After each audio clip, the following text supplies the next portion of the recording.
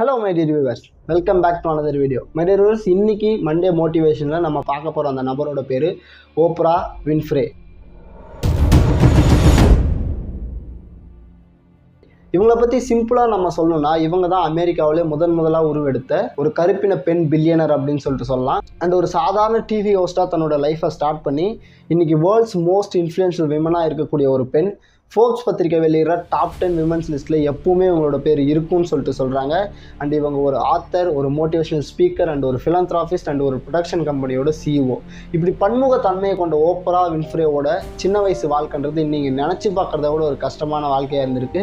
வாழ்க்கையில் சாதிக்கணும்னு நினைக்கிற ஒவ்வொரு பெண்ணுக்குமே ஓப்ராவோட லைஃப் ஒரு இன்ஸ்பிரேஷனலாக இருக்கும் அப்படின்றத முன்னாடியே நான் கிளாரிஃபிகேஷனை கொடுத்துட்டு இந்த லைஃப் ஸ்டோரியை ஸ்டார்ட் பண்ண போகிறேன்.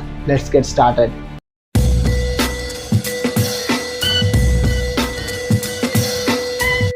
மை டியர்ஸ், ஓப்ரா வின்ஃப்ரே 1954 ஒரு பிளாக் பேரண்ட்ஸுக்கு தான் மகளாக பிறக்கிறாங்க. 1950s காலகட்டம்ன்றது அமெரிக்காவில் ரேசிசம்ன்றது தலைவிரிச்சாடின ஒரு காலகட்டம். அந்த டைம்லலாம் பிளாக் பீப்புள்ஸ் அந்த இடத்துல ஃப்ரீடமாக நடந்து போகிறதே ரொம்ப அதிசயமான ஒரு விஷயம். ஸோ அந்த மாதிரி டைமில் தான் இவங்க பிறக்கிறாங்க. இவங்க பிறந்த ஒன்றுமே அவங்க அப்பா அம்மா பிரிஞ்சு போயிடுறாங்க. ஸோ இவங்க அவங்க பாட்டிக்கிட்ட தான் வளர்கிறாங்க. பாட்டி ரொம்ப ஏழ்மையான ஃபேமிலி தான், அவங்ககிட்டையும் காசு பணம்லாம் அவ்வளோவா இல்லை. எந்த அளவுக்கு ஏழ்மை அப்படின்னு சொல்லிட்டு பார்த்தீங்கன்னா, ஓப்ராவுக்கு சின்ன வயசில் போட்டுக்கிறதுக்கு சரியான ட்ரெஸ் கூட இருக்காதான். என்ன பண்ணுவாங்க அப்படின்னு பார்த்தீங்கன்னா, உருளைக்கிழங்கு வரக்கூடிய அந்த சாக்கு பையிலேருந்து அந்த பையை மட்டும் எடுத்து அதை ட்ரெஸ்ஸாக தைச்சி ஓப்ரா போட்டு வந்திருக்காங்க. ஸோ அதெல்லாம் பார்த்து அவங்களோட ஃப்ரெண்ட்ஸ் எல்லாம் பயங்கரமாக கிண்டல் பண்ணுவாங்க அப்படின்னு சொல்லிட்டு சொல்கிறாங்க. ஸோ இந்த மாதிரி கிண்டல்களுக்கு நடுவுலையும் பயங்கரமான ஏழ்மையிலையும் வளர்கிற ஓப்ரா தன்னோட 6 வயசு வரும்போது பாட்டிக்கிட்ட இருந்து தன்னோட அம்மா கிட்டே மறுபடியும் போகிறாங்க. அவங்க அம்மா இனிமேலாவது சந்தோஷமாக பார்த்துப்பாங்க அப்படின்னு நினச்சி போகிற ஓப்ராவுக்கு அங்கேயும் ஏமாற்றம் தான் கிடைக்குது. ஏன்னா அம்மாவும் அவங்கள அந்த அளவுக்கு கேர் டேக் பண்ணி பார்த்துக்கல, ரொம்ப கேர்லெஸ்ஸாக தான் பார்த்துக்கிறாங்க. காரணம், அவங்க அம்மாவும் ரொம்ப ஏழ்மையான ஒரு நிலையில தான் இருக்காங்க. பல வீடுகளுக்கு போய் 10 பாத்திரம் தேய்ச்சி அதில் வர கொஞ்சம் நஞ்ச பணத்தை வச்சு தான் ஃபேமிலி ரன் பண்ணிட்டு இருக்காங்க. ஸோ அவங்களாலையும் ஓப்ராவை ரொம்ப ஹாப்பியாக பார்த்துக்க முடியல. அண்ட் முக்கியமாக அவங்களோட அன்பு, ஒரு தாயோட அன்பு பாசன்றது ஓப்ராவுக்கு சின்ன வயசில் கிடைக்கவே இல்லை. இது 9 வயசு ஆகும்போது ஓப்ராவோட கசின் பிரதராலே ரேப் பண்ணப்படுறாங்க.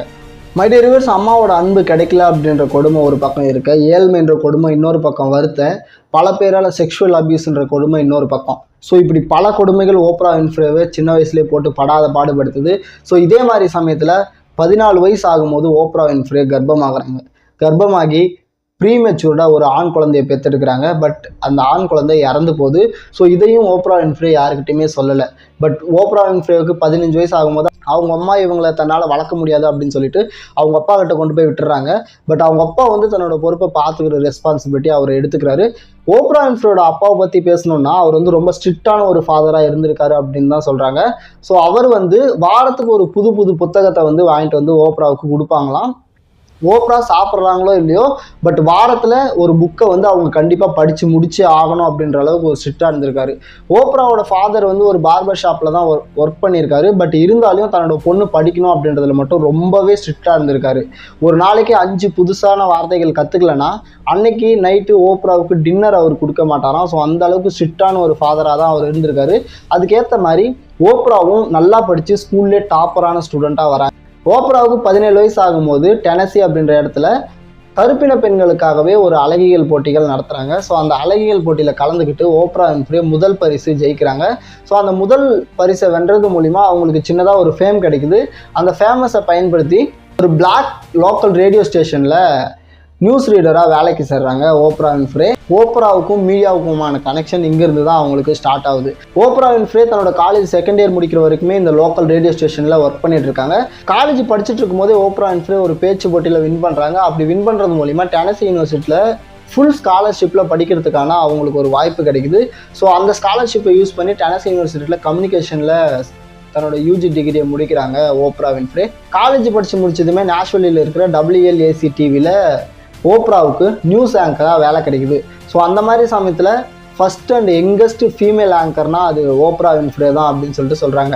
1976 அவங்களுக்கு பால்டிமோரில் இருக்கக்கூடிய WJ டிவியில் ஒரு நியூஸ் ஆங்கராக அவங்களுக்கு வேலை கிடைக்குது. ஸோ அவங்க இந்த சேனலை விட்டு அந்த சேனலுக்கு நியூஸ் ஆங்கராக போகிறாங்க. ஸோ ஓப்ரா வின்ஃப்ரே நியூஸ் வாசிக்கும் போது ஒரு விஷயம் பண்ணுவாங்களாம். மற்றவங்களாம் நியூஸ் வாசிக்கும் போது தப்பாக ஏதாவது வாசிச்சிட்டாங்கன்னா வருத்தப்படுவாங்க. பட் இவங்க மட்டும் தப்பாக ஏதாவது வாசிச்சிட்டாங்கன்னா டக்குன்னு குபீர்னு சிரிச்சிடுவாங்களாம்.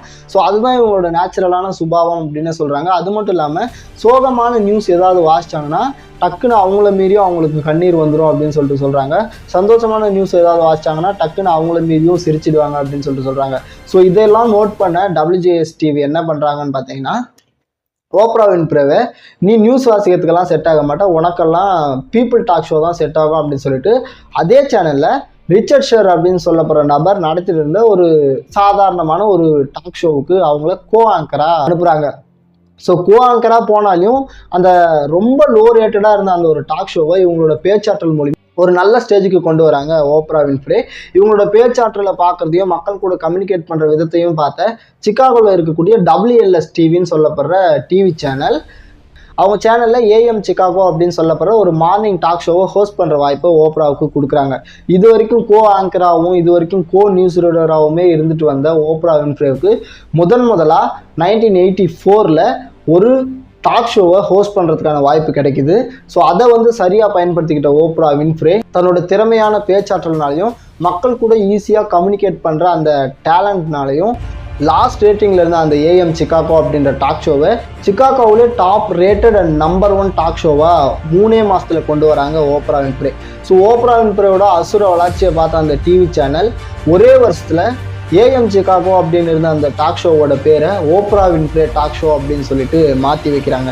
ஸோ அதுக்கப்புறம் ஓப்ராவோட வாழ்க்கையில் நடந்த எல்லாமே ஏறுமுகம் தான். 1984 ஓப்ரா வின்ஃப்ரேவோட டாக் ஷோவில் செக்ஷுவல் அபியூஸை பற்றி ஒரு டாக் ஷோ நடந்துட்டு இருக்கு.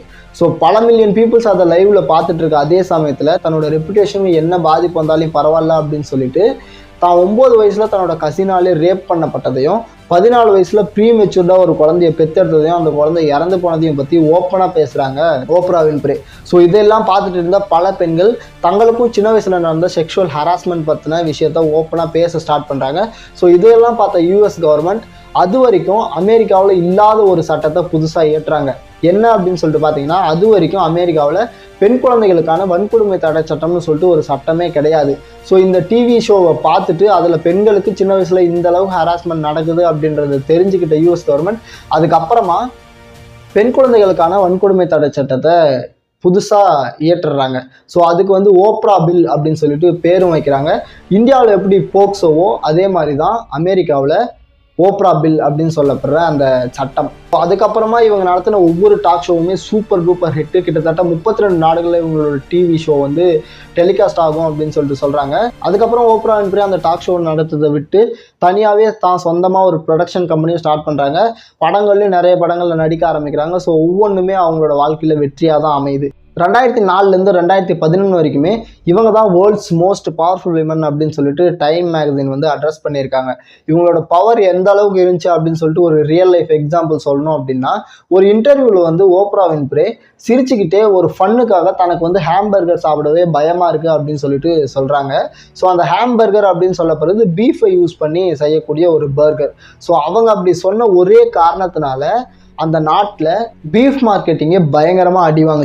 அது மட்டும் இல்லாமல் ஓப்ரா வின்ஃப்ரே புக் கிளப் அப்படின்னு சொல்லப்படுற ஒரு கிளப்பை ஸ்டார்ட் பண்ணி வாரத்துக்கு ஒரு புது புக்கை அறிமுகப்படுத்திட்டே இருப்பாங்க. அவங்க அறிமுகப்படுத்துகிற எந்த ஒரு புக்காக இருந்தாலும் சரி, இல்லை ஓப்ரா வின்ஃப்ரே எந்த ஒரு புக்கை பற்றி பேசினாலும் சரி, அந்த புத்தகம் யார் எழுதியிருக்காங்க, அதில் என்ன இருக்குது அப்படின்னு சொல்லிட்டு எந்த விதமான ஒரு சந்தேகமும் இல்லாமல் பல மில்லியன் காப்பீஸ் விற்று தள்ளும் அப்படின்னு சொல்லிட்டு சொல்கிறாங்க.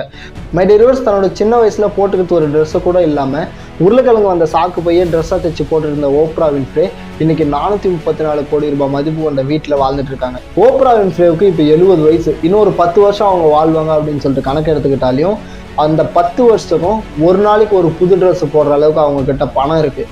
மை டியர் வியூவர்ஸ், தன்னை மாதிரி வாழ்க்கையில் கஷ்டப்படுற எந்த ஒரு பொண்ணும் சீக்கிரமாக முன்னுக்கு வரணும் அப்படின்ற காரணத்துக்காக, எந்த ஒரு பெண் குழந்தைக்கும் இந்த மாதிரி கஷ்டங்கள் வரக்கூடாது அப்படின்ற காரணத்துக்காக தன்னோட சொத்துலேருந்து $400 மில்லியன் சேரிட்டிக்காக எழுதி வச்சுருக்காங்க ஓப்ரா வின்ஃப்ரே. சின்ன வயசுலேருந்து போட்டுக்கிறதுக்கு சரியான ட்ரெஸ் இல்லாமல், அம்மா கிட்டேருந்து கிடைக்க வேண்டிய பாசம் கிடைக்காம, அப்பாவோட கண்டிப்பில் வளர்ந்து பல கஷ்டங்களை தாண்டி தன்னோட வாழ்க்கையில் ஜெயிச்சு இன்றைக்கி 25,000 கோடிக்கு அதிபதியாக இருக்கக்கூடிய இந்த ஓப்ரா வின்ஃப்ரேவோட வாழ்க்கை வரலாறு உங்களை இன்ஸ்பயர் பண்ணியிருக்கோம் அப்படின்ட்டு நான் நம்புகிறேன். ஸோ மறுபடியும் இதே மாதிரி ஒரு இன்ட்ரெஸ்டிங்கான வீடியோவில் மீட் பண்ணுவோம். Tata, bye bye.